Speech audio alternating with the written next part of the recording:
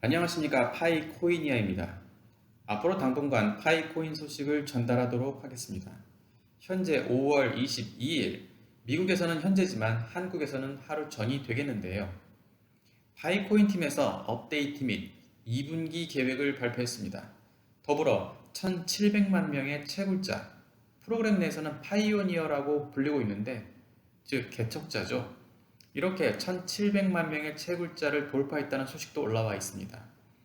사실 이 숫자는 급성장 중인데 올 하반기, 하반기라고 해봐야 몇 달 안 남았습니다만 곧 6월이니까요. 메인릿이 나올 때까지 5천만 가까이 급성장될 것으로 예상하고 있습니다. 업데이트에 대해 간단히 말씀드리겠습니다. 다른 유튜버들이 업데이트 내용에 대해 TTS 음성 전달로 간단히 영상 올린 것을 봤습니다. 그런 자세한 전문적인 내용들은 파이코인의 큰 그림을 보는데 그저 참고 자료일 뿐이고, 내용은 전자화폐로서 가치를 지니기 위한 생태계 구축을 위해 프로그램을 개발하고 그 이용에 관해 플랫폼을 형성한다는 것이 주된 내용입니다.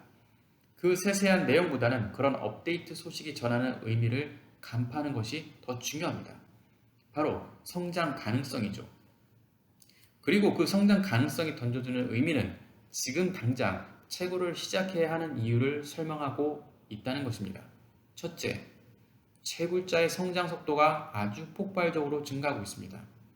이 속도라면 전 세계 채굴자 10억 명에 도달하는 것이 오래 걸리지 않을 것이라는 전망입니다. 오래 걸리지 않는다는 것이 한두 달을 의미하는 것은 아닙니다. 물론 몇 년이 되겠지만 그때까지 성장은 지속될 것이라는 것을 이야기하고 있는 것이죠. 10억 명 채굴자에 도달하면 아마 채굴이 중단될 가능성도 있습니다. 둘째, 업데이트 소식이 전하는 의미를 간파하는 것이 중요하다고 말씀드렸는데요.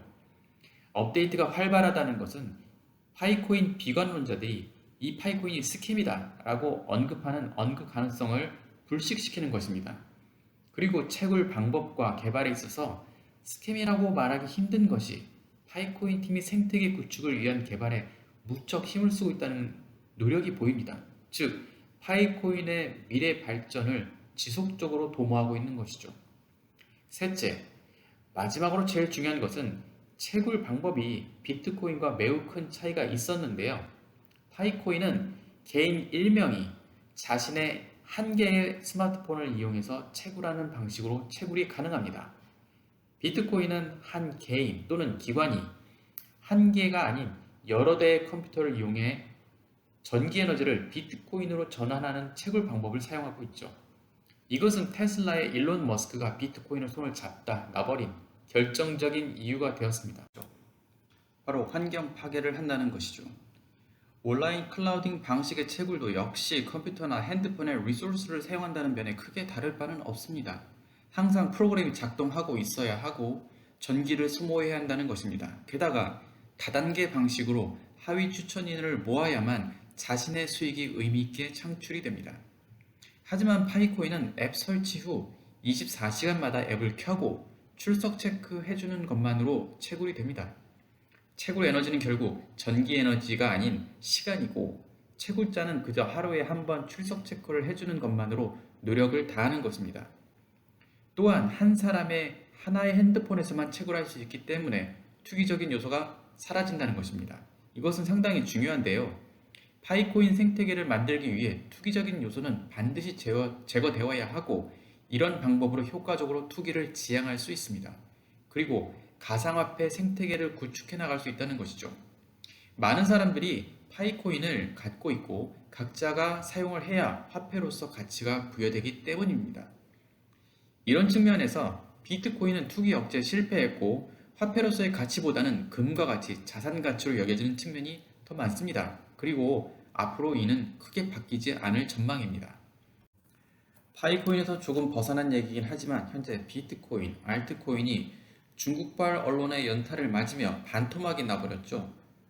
결과적으로 제 예상은 다시 복원될 것으로 생각이 됩니다만, 피라미드 방식으로 비트코인을 긁어모은 상위 계층 및 전통적인 화폐 권력들이 장난을 친 결과일 가능성이 큽니다.